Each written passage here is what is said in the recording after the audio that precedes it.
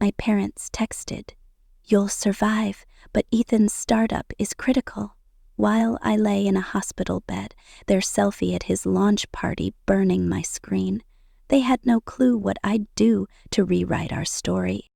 I'm Claire Emerson, 32, and I never thought a bullet could hurt less than the sting of my own family's betrayal. 2 days ago, a thug's shot grazed my skull in a Chicago alley, leaving me bleeding, concussed, and clinging to consciousness. But the real pain hit in a sterile hospital bed when I saw my parents' Instagram post, a grinning selfie with my younger brother Ethan at his Silicon Valley startup launch, captioned, "Our boy's changing the world." Not a word about me, their daughter, fighting for my life after exposing a $50 million 0-cents fraud at Vanguard Corp. That moment wasn't just a wake-up call, it was a wrecking ball. I swore then, doped up on painkillers and trembling with rage, that my family's warped priorities were about to face a reckoning. Stick with me, because what happens next is a story of survival, betrayal, and a fight to reclaim my worth. If you've ever felt invisible in your own family, you'll want to hear how I turned their neglect into a fire that changed everything. It was 11:47 p.m. on a rain-slicked Tuesday when my world shattered. I'd just left Vanguard Corp's downtown office, my eyes burning from 14 hours of digging through encrypted files that proved the company was laundering millions through offshore accounts. As senior compliance officer, I knew the risks of being a whistleblower, but I never expected a bullet. The alley behind my Wicker Park loft was my usual shortcut, a narrow strip of cracked asphalt flanked by dumpsters and graffiti. I was halfway through, my heels clicking against the wet pavement, when I heard it, a low scuff of boots behind me. My pulse spiked. I quickened my pace, clutching my laptop bag, its contents worth more than my life to the people I was exposing. "Stop right there," a voice growled, low and guttural. I froze, my breath catching as I turned. A masked figure stood 10 feet away, his gun glinting under the sodium streetlight. His eyes, cold and unyielding, locked onto mine. "Hand over the laptop and you walk away." My mind raced. The laptop held everything. Emails, ledgers, proof that could topple Vanguard Corp's C-suite. Giving it up meant abandoning 2 years of work, countless sleepless nights, and the justice I'd promised myself. "No," I said, my voice steadier than I felt. "You'll have to take it." He didn't hesitate. The gun flashed and a searing pain tore across my temple. I stumbled, blood warm and sticky on my cheek, but instinct kicked in. I lunged, grabbing his wrist as he fired again, the bullet sparking against the brick wall. We grappled, my fractured wrist screaming as I twisted his arm until the gun clattered to the ground. He shoved me hard, my head cracking against a dumpster, and then he was gone, his footsteps fading into the rain. I don't remember crawling to the alley's edge, but that's where the paramedics found me, slumped against a curb, blood pooling in my lap. "Stay with us, Claire," one said, her voice urgent as they strapped me to a stretcher. The ambulance ride was a blur of sirens and pain, my vision swimming as they treated the gash on my head and splinted my wrist. At Northwestern Memorial, doctors stitched me up, diagnosed a concussion, and warned that the bullet had missed my skull by millimeters. "You're lucky to be alive," the ER doc said, his eyes kind but tired. Lucky didn't feel like the right word. I texted my parents from the ER, my fingers shaking. "In hospital, attacked, need you." I was sure they'd come, drop everything, like parents do. They lived 3 hours away in suburban Evanston, close enough to make the drive. Growing up, I'd seen them rearrange their lives for Ethan's every whim, his hackathons, his failed startups, his endless big ideas. Surely their daughter's near-death experience would matter more. I clung to that hope as nurses hooked me to an IV, the beeping monitors filling the silence. Hours passed, no calls, no texts. I drifted in and out, the pain meds dulling the ache in my head, but not the growing dread in my chest. Around 3 a.m., my phone buzzed. Mom's name lit up the screen, and relief flooded me. Until I read her message. "Claire, so sorry to hear. Ethan's startup launches tomorrow in California. It's a critical moment. You're stable, right? We'll check in soon." I stared at the words, my vision blurring, not from the concussion but from the gut punch of her dismissal. Stable? I'd nearly died, and they were in California, sipping champagne at Ethan's party?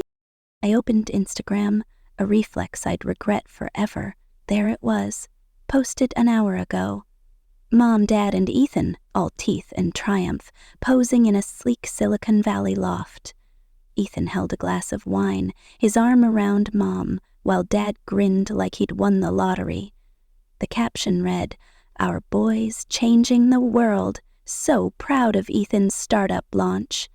Not a mention of me, not a hint that their daughter was lying in a hospital bed, stitched together after a bullet meant to silence her. I dropped the phone, tears burning my eyes as the truth sank in. I was invisible to them. Always had been. Let me take you back, because this wasn't new. It was just the loudest slap yet.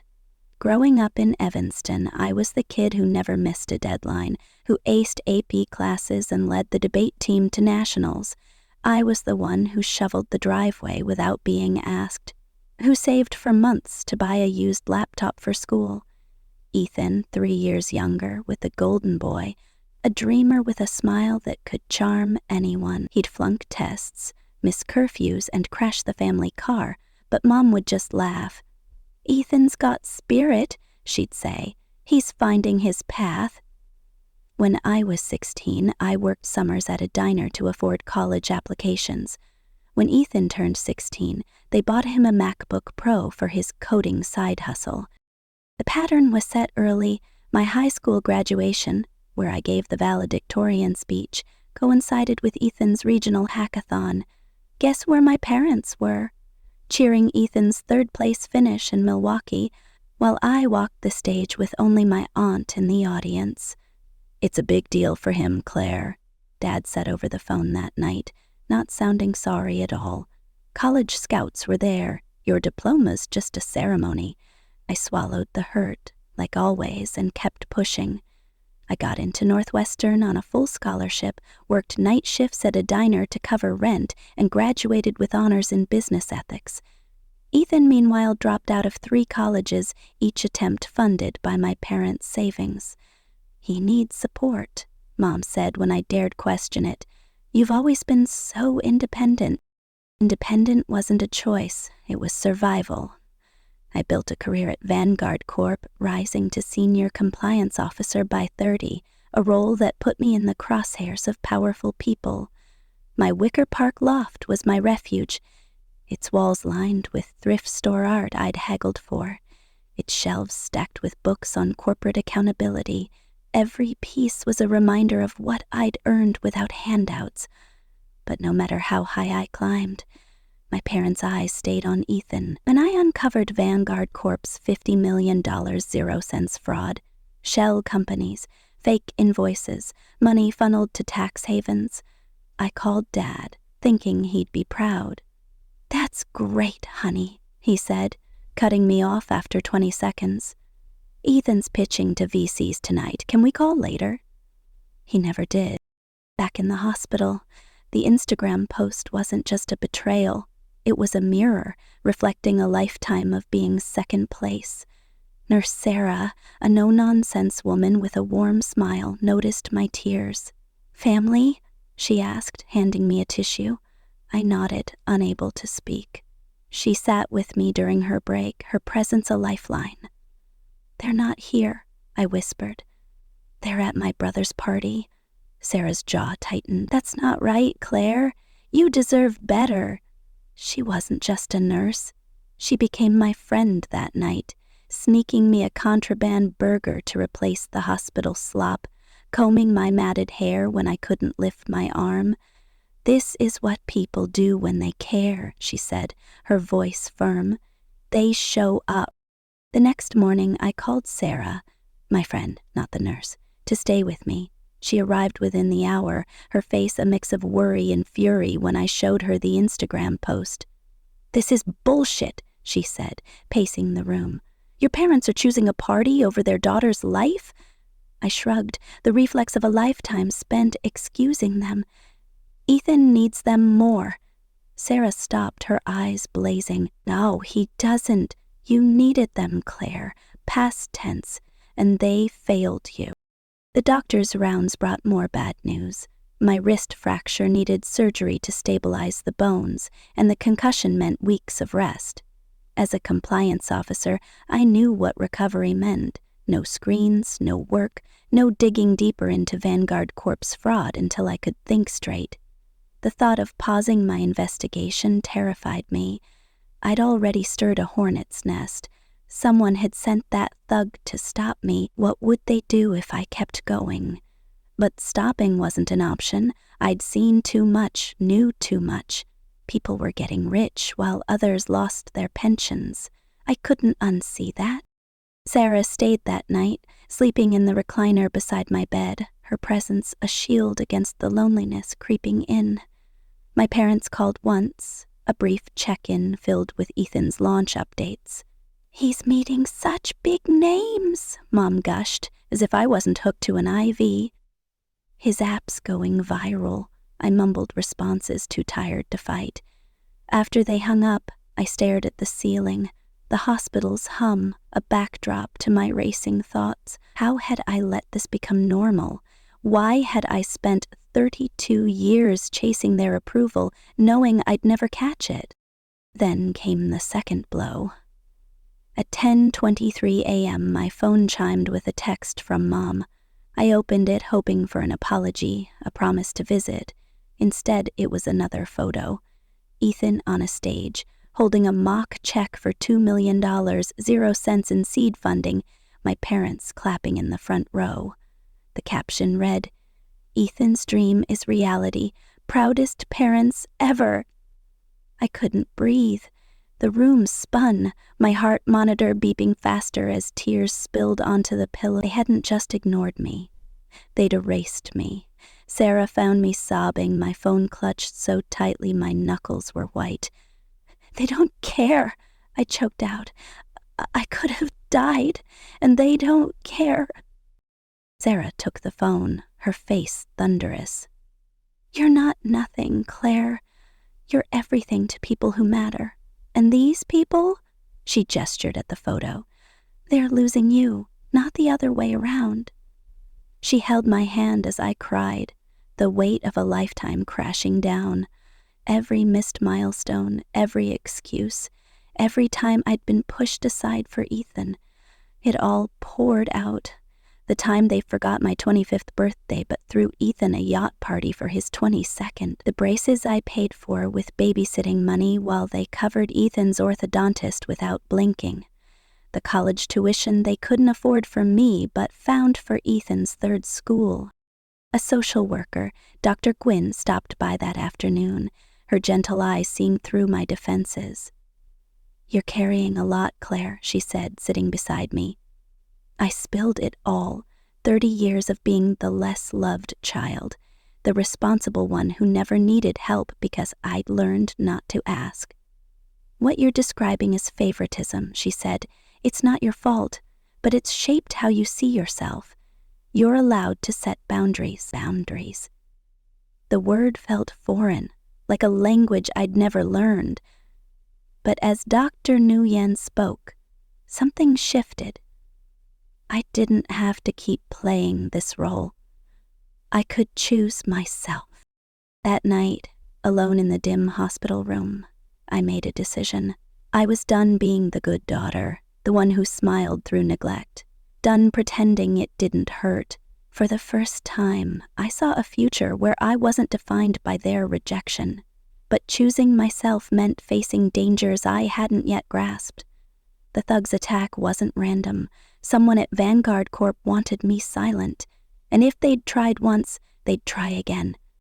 3 days later, I was discharged, my wrist in a cast, my head still foggy.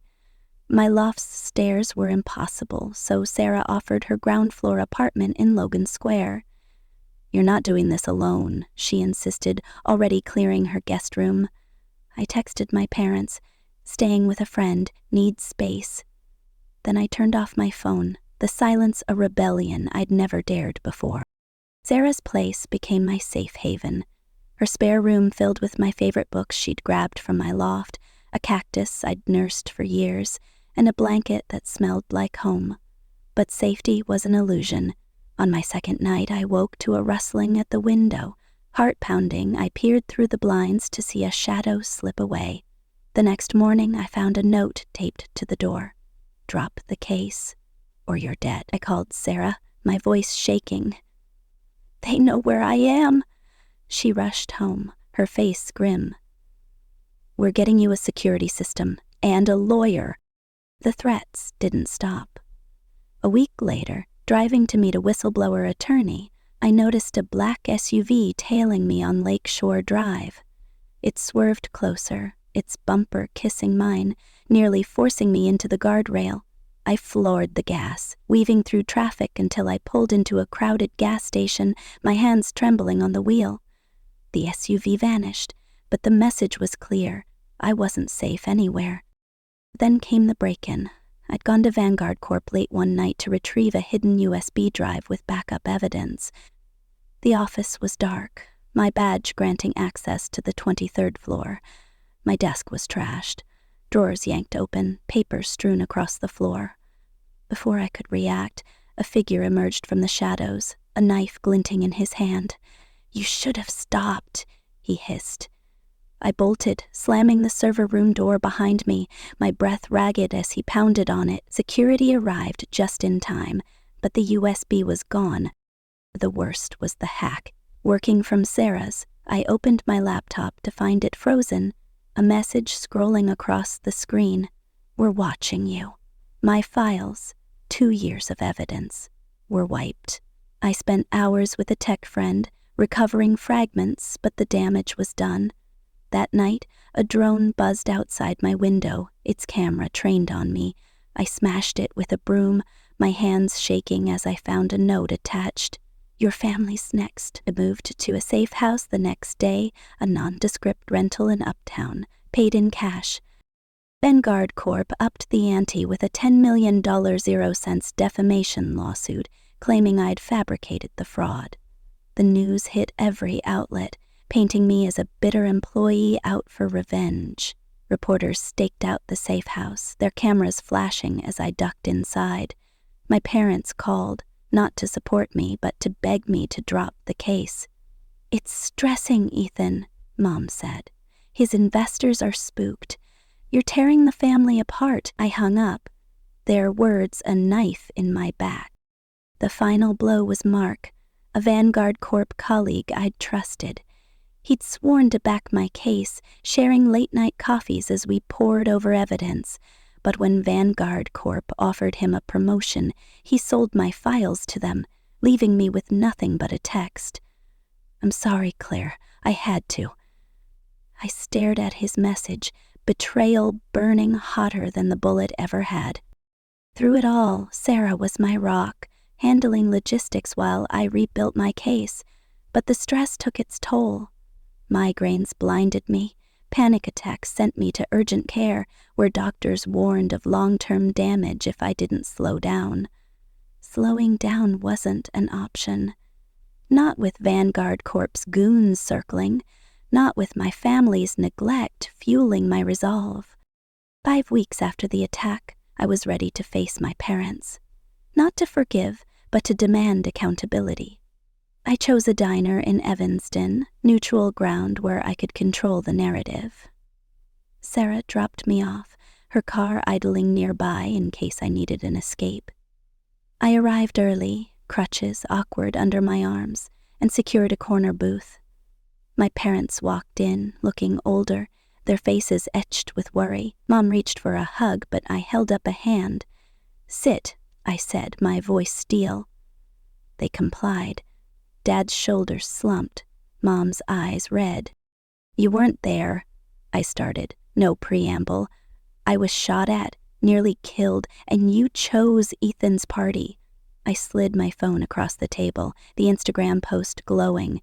This is what you sent while I was in the hospital. Mom flinched, but I didn't stop. It's not just this. It's my whole life. Missed graduations, forgotten birthdays, Ethan's failures always trumping my wins. I listed them, each memory a stone I'd carried too long. You made me feel like I didn't matter. We love you both equally, Mom protested, tears falling. Love isn't mean actions, I shot back. Your actions told me Ethan's dreams were worth more than my life. Dad opened his mouth, but the diner door swung open, and Ethan walked in. I hadn't expected him, but his presence sharpened my resolve. I asked Claire where you were, he said, pulling up a chair. I need to be here. He looked at our parents, his voice quiet but firm. She's right. You've always favored me. It's not fair to her, or me. The words stunned them, Mom's hand flying to her mouth. What? Dad asked, his voice cracking. You've put me on a pedestal, Ethan said. It's suffocating. Claire's worked twice as hard for half the credit, and you've never seen it. I stared at him, my brother, seeing him truly for the first time. We'd been pitted against each other. But he was breaking free, too. I laid out my terms. No more favoritism, full acknowledgement of their harm, equal respect. If you can't do this, I said, we're done. I'd rather have no family than one that hurts me. Ethan squeezed my hand, a silent vow of support. My parents sat speechless, their world unraveling. I stood, crutches steady, and walked out, Ethan beside me. Whatever happened next, I'd spoken my truth. I wasn't invisible anymore. That night, in the safe house, I stared at the ceiling, the city's hum a distant pulse. Vanguard Corp's threats loomed, my family's future uncertain. But I felt lighter. I'd survived a bullet, betrayal, and a lifetime of being overlooked. The fight wasn't over, not for justice, not for healing, but I was ready. If you've ever had to stand up to your family, you know the cost, and if you're still finding your voice, let mine be proof. You're worth fighting for. What's next? Will my parents change, or will they cling to Ethan's shadow? Who sent that thug, and what's Vanguard Corp hiding? Stick around, because this story's just getting started. I'm Claire Emerson, 32, and I thought surviving a bullet grazing my skull was the hardest fight I'd ever face. But 6 weeks after that Chicago alley ambush, as I sat in an Evanston diner confronting my parents' lifelong favoritism toward my brother Ethan, I realized the real battle was rewriting a family story that had erased me. Their Instagram selfie, posted while I lay hospitalized, wasn't just a betrayal. It was a flare, signaling decades of neglect I'd buried under achievement. With my wrist in a cast, my head still foggy from a concussion, and Vanguard Corp's threats tightening like a noose, I laid down boundaries that could end our relationship. What happened next wasn't just a reckoning. It was a storm that tore us apart and somehow began to stitch us back together. If you've ever had to demand your worth from the people who should have seen it all along, stay with me. This chapter of my life is raw, messy, and proof that sometimes you have to break everything to build something real. The diner's fluorescent lights buzzed overhead, casting harsh shadows on my parents' faces as they sat across from me, their coffee cups untouched. Mom's eyes were puffy, her hands twisting a napkin into knots. Dad's shoulders slumped, his usual confidence replaced by something I'd never seen. Uncertainty. I leaned on my crutches, propped against the booth, my fractured wrist throbbing under its cast. 6 weeks ago, a thug's bullet had nearly ended me after I uncovered a $50 million 0-cents fraud at Vanguard Corp. But the pain of that attack paled next to the Instagram post they'd shared while I was in the hospital. Them beaming with Ethan at his startup launch, captioned, Our boys changing the world. Not a word about me, their daughter, fighting for survival. You chose Ethan's party over my life, I said, my voice low but unyielding. I slid my phone across the table, the selfie glowing like an indictment. I was bleeding out and you were clapping for him. Mom flinched, her napkin shredding. Claire, we didn't mean, I cut her off. This isn't about one moment. It's about 32 years of me being invisible while Ethan got everything. I listed the wounds, each one a stone I'd carried too long. My valedictorian speech they missed for Ethan's hackathon. The college tuition they couldn't spare for me but found for his third dropout. My 25th birthday forgotten while they threw him a yacht party. You made me think I didn't matter, I said, my throat tight. And I'm done pretending it's okay. We love you both equally, Mom choked out, tears spilling. Love doesn't look like this, I snapped, gesturing at the phone. Your actions screamed that Ethan's dreams were worth more than my survival. Dad opened his mouth, but the diner's bell jingled, and Ethan walked in, his face tense. I asked Claire where you were, he said, pulling up a chair. This is my fight, too. His words hit like a shockwave. Ethan, the golden boy, looked at our parents and said, She's right. You've always favored me.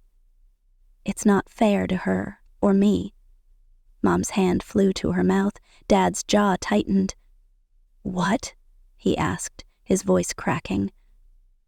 You've put me on a pedestal, Ethan said, his voice steady but raw. It's suffocating.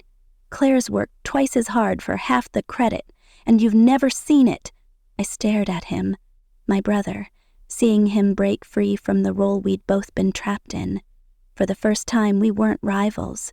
We were allies. I laid out my terms, each one a line in the sand. No more favoritism, full acknowledgement of their harm, equal respect. If you can't do this, I said, locking eyes with them, we're done. I'd rather have no family than one that keeps cutting me open. Ethan's hand found mine under the table, a silent vow. Mom sobbed quietly. Dad stared at his coffee, their silence louder than any excuse. I stood, crutches steady, and walked out, Ethan beside me. The air outside was crisp, the November sky gray, but I felt lighter than I had in years. I'd spoken my truth. Whatever came next, I was no longer invisible. Back at the safe house in Uptown, a cash-rent studio with peeling wallpaper in a single window, I tried to focus on recovery.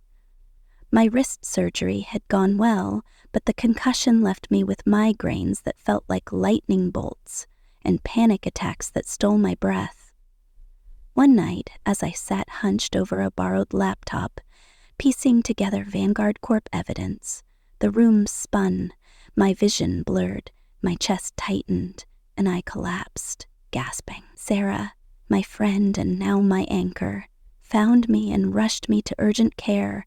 You're killing yourself, Claire, the doctor warned, prescribing meds and rest.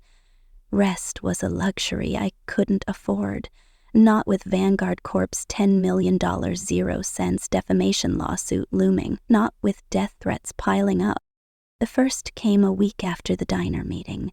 A note slipped under the safe house door, scrawled in red ink. Back off, or your family pays. My stomach lurched.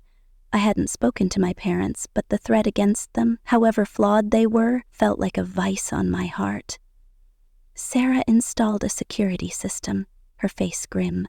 We're not playing games anymore, she said, handing me a burner phone. But the threats escalated. Driving to a whistleblower attorney, a black SUV rammed my car on Lakeshore Drive, its tinted windows hiding the driver. I swerved into a gas station, heart pounding as it sped away.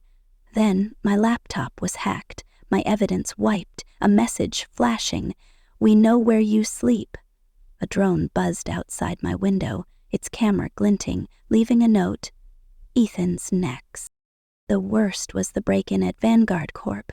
I'd snuck in at 2 a.m. to retrieve a hidden USB drive, my badge still active despite the lawsuit. My office was a wreck.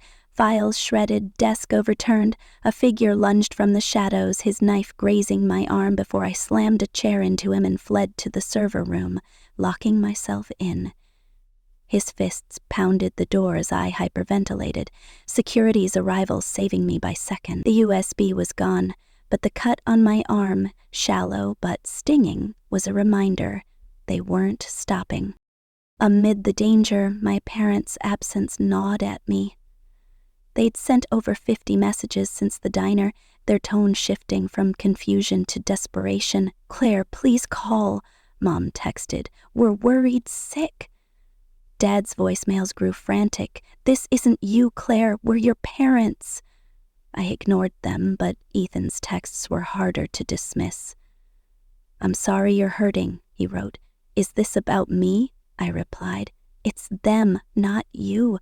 I'm safe." His response was simple. "I get it. Love you."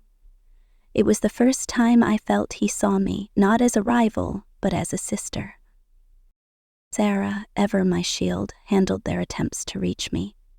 When they showed up at her Logan Square apartment, thinking I was still there, she met them outside, her voice firm. "Claire's safe, but she's not ready to see you. Respect her space." Dad's voice rose. "We're her parents." Sarah didn't flinch. "Then act like it. You weren't there when she needed you most." Mom's plea, "Claire, we know you're listening," echoed through the door, but Sarah shut it down. "Go home, she'll reach out when she's ready." They left, Mom's sobs lingering in the air. Sarah turned to me, hidden in the bedroom. "You okay?" I nodded, but I wasn't. Their desperation stirred guilt, but their absence in the hospital still burned. Dr. Gwynn, the hospital social worker, had called their favoritism toxic, a label that stuck with me. In therapy with Dr. Lee, a no-nonsense psychologist, I unraveled the damage. "You've been conditioned to accept neglect," she said, her eyes kind but piercing. "Setting boundaries isn't betrayal, it's survival." We dug into my childhood, the moments I'd buried, Dad promising to attend my debate nationals but bailing for Ethan's coding camp, Mom framing Ethan's participation ribbons while my trophies gathered dust. Dr. Lee's question lingered. "What do you want from them now?" I didn't know, but I knew I couldn't go back to being the daughter who smiled through pain. My chosen family filled the void. Colleagues from Vanguard Corp, those who hadn't turned on me, organized a meal train, dropping off casseroles at the safe house. My neighbor, an ex-cop named Javier, checked my mail and watched for suspicious cars. Sarah, now more than a friend, spent nights strategizing with me, her legal mind dissecting Vanguard Corp's moves. "They're scared," she said, poring over court filings. "This lawsuit's a bluff to silence you." Her belief in me was oxygen, but the pressure was crushing. The media smear campaign painted me as a liar, headlines screaming, "Disgruntled employee fakes fraud." Reporters camped outside the safe house. Their questions. "Claire, why do you betray your company?" Cutting deeper than the knife. Then came Mark's betrayal. He'd been my ally at Vanguard Corp, a junior analyst who'd helped me trace the fraud. We'd shared late-night coffees, his outrage matching mine. "We'll take them down," he'd promised. But when Vanguard Corp offered him a promotion, he sold my evidence, emails, ledgers, everything, to their legal team. His text, "I'm sorry, Claire, I had no choice," was a gut punch. I called him, fury shaking my voice. "No choice?" "You chose yourself." His silence confirmed it. I hung up, the sting of betrayal sharper than ever. Without his files, my case teetered, and Vanguard Corp's lawsuit loomed larger. The stress broke me. One morning, a migraine hit so hard I vomited, my vision blacking out. Sarah rushed me to urgent care, where a doctor warned, "Your body's screaming for rest. Keep this up and you're risking a stroke." I nodded, but rest wasn't an option. Vanguard Corp's CEO Richard Hale was untouchable, his connections reaching into City Hall. My evidence, even fragmented, threatened his empire. The thug, the SUV, the drone, they all led back to him. I couldn't stop, not when I was so close. 5 weeks after the diner, I felt strong enough to face the next step, family therapy. My parents had suggested it, a cautious olive branch. I agreed, but on my terms. Remote sessions until I was ready to see them in person, and I could walk away if it turned toxic. Dr. Levinson, a sharp-eyed therapist in her 50s, set ground rules. No interrupting, no dismissing feelings, honest reflection. Our first session was a minefield. Dad opened with, "Claire's punishing us for one mistake." I laughed, bitter. "One mistake? You missed my entire life." I recounted the hospital, the Instagram post, the years of Ethan's pedestal. Mom cried. "We never meant to hurt you." Dr. Levinson cut in. "Intent doesn't erase impact, Linda. Claire's pain is real." Ethan joined the second session, his presence a wild card. "You've supported us differently," he said, echoing the diner. "Claire had to earn everything. I got it handed to me." Dad bristled. "We gave you both what you needed." I snapped. "I needed parents who showed up when I was shot, not when Ethan's app went viral." Dr. Levinson pushed Dad. Why was Ethan's launch more urgent than Claire's survival? He shifted, uncomfortable. "Ethan's always needed more guidance." I leaned into the screen. "No, you let him need guidance. I wasn't allowed to need anything." The third session cracked something open. Dr. Levinson asked Dad to research family dynamics, and he admitted, reluctantly, "I see now we treated them differently, but it wasn't as bad as Claire says." Dr. Levinson called it progress, but I wasn't satisfied. "It's not about seeing it," I said. "It's about owning it." In individual sessions, Dr. Lee helped me navigate the anger threatening to consume me, the grief for the parents I'd never had. "Healing isn't forgiveness," she said. "It's choosing what serves you." I wanted accountability, not excuses. Then came the letter, a handwritten one, not a text or email. It arrived at the safe house, forwarded by Javier. I opened it, expecting half apologies. Instead, it was raw, unfiltered. "Dear Claire, we've spent weeks reflecting in therapy and alone. We failed you. We treated you and Ethan differently, celebrating his every step while overlooking yours. We didn't see your achievements, your scholarships, your career, your courage, because we took your strength for granted. Most unforgivably, we weren't there when you were attacked, when you needed us most. We created a dynamic where Ethan was the center and you were pushed aside. We're sorry, not just for the hospital, but for every time we made you feel less valued. We don't expect forgiveness, but we're committed to change. With love and regret, Mom and Dad." I read it 3 times, searching for qualifiers. There were none. I called Sarah, reading it aloud, my voice breaking. "They're trying," she said, her eyes soft. "But it's just words until they prove it." I agreed, but the letter was a spark, a hint that change wasn't impossible. Vanguard Corp's threats didn't pause for my family drama. A new lawsuit claimed I'd stolen trade secrets, adding $5 million 0 cents to their demand. The media frenzy intensified, a leaked email fabricated suggesting I'd blackmailed Hale. My attorney, Rachel, a bulldog with a heart of gold, fought back, but the pressure was relentless. Then, a breakthrough.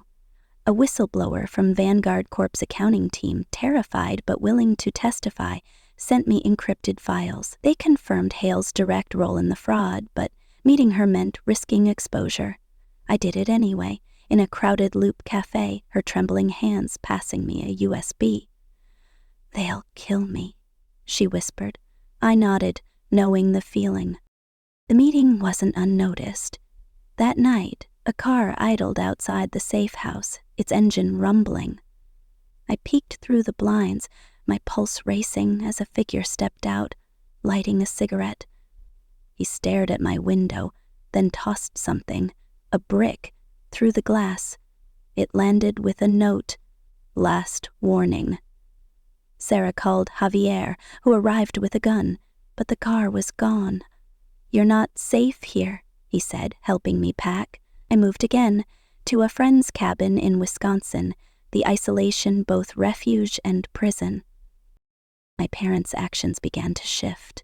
They respected my boundaries, texting only to check on my recovery, no guilt trips. When I won a pretrial motion against Vanguard Corp., they called, Mom's voice trembling. "We're proud, Claire, not just for this, but for you. It was small but real." They sent a care package, books, tea, a scarf I'd admired years ago. Without expecting a reply, Ethan visited the cabin, his first time seeing me since the diner. "They're struggling," he said, stirring coffee. "Dad's defensive, Mom's a mess. But they're reading about favoritism. Dad's in a support group." I snorted. "A support group?" Ethan grinned. "Yeah, it's weird, but they're trying." He paused, his face serious. "I'm sorry, Claire. I didn't see how bad it was for you." I nodded, tears pricking. "You were a kid too. They set us up to compete." We talked for hours, no longer golden boy and invisible sister, but siblings finding common ground. He'd finished his app, funded without parental bailouts, and set boundaries of his own. I'd told them no more coddling, he said. It's freeing. Family therapy continued, Dad's breakthrough coming in session 5. "My brother died when I was 15, he said, his voice rough. "Ethan reminds me of him, dreamy, struggling. I think I was trying to save him through Ethan. It wasn't an excuse, but it was truth, a window into his bias." "And me?" I asked. He met my eyes through the screen. "You were like me, capable, steady." I leaned on that. "Too much. I'm sorry." It was the first time he'd owned it. 1 year after the attack, I stood in my Lakeview townhouse, bought with savings from my new role as head of ethics at a rival firm. My wrist had healed, those scars traced my skin, a map of survival. Vanguard Corp's CEO was indicted, my evidence, bolstered by the whistleblower's files, sealing his fate. The lawsuits dropped, my name cleared, but the threats lingered, a shadow I'd learned to live with. My parents' transformation wasn't perfect. Old habits, favoring Ethan's calls, downplaying my wins, surfaced, but I called them out, and they listened. At my housewarming, they unveiled a gift, a framed collage of my life, from debate trophies to whistleblower headlines. A letter tucked behind it read, "Your courage has changed us. We're sorry for every moment we failed you, for every time we let Ethan's light dim yours. You're not just our daughter. You're our teacher. We promise to keep learning. With love, admiration, and respect, Mom and Dad." I cried, not from pain, but from something new, hope. Ethan, thriving without coddling, hugged me, his grin real. Sarah, now my partner, her hand in mine, whispered, "You did this." My parents' pride, as they watched me navigate the party, was unfamiliar but genuine. The journey wasn't over. Vanguard Corp's secrets, hinted at in coded emails I'd yet to crack, loomed. Ethan's boundaries might strain our new bond. My parents' change could falter under stress, and the thug's employer still out there might strike again, but I was no longer defined by their neglect. I'd built a life of courage, love, and truth. If you're fighting to be seen, know this: your voice is your power. Use it. The scars will fade, but your strength won't. What's next? Will Hale's allies retaliate? Can my parents hold their change? Is Ethan's loyalty as solid as it seems? And what's Sarah hiding? Because her late-night calls suggest a past she's not sharing. Stay tuned. This fight's far from over.